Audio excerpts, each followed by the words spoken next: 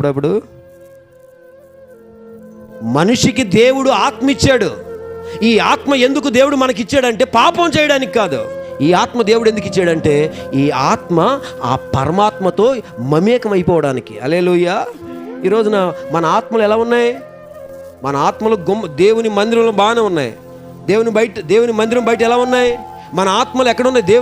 దేవుని సంఘంలో బాగానే ఉన్నాయి. కానీ మన ఇంట్లో ఎలా ఉన్నాయి? మన ఫోన్ దగ్గర ఎలా ఉన్నాయి? మన ఆత్మలు మురికి పట్టి ఉన్నాయా, పరిశుద్ధంగా ఉన్నాయా? ఒకసారి ఆలోచించుకోండి.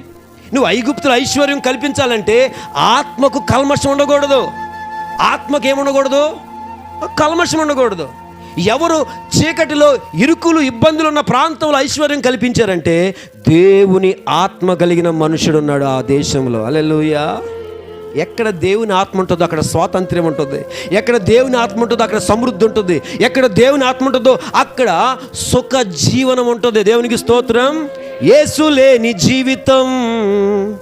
జీవితమే కాదయ్యా, యేసు ఉన్న జీవితం కలకాలం. యేసు లేని జీవితం ఏంటి?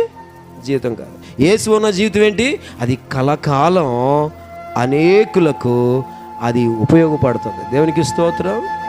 ఈరోజున యేసు ప్రభువారు నీలో ఉన్నాడు.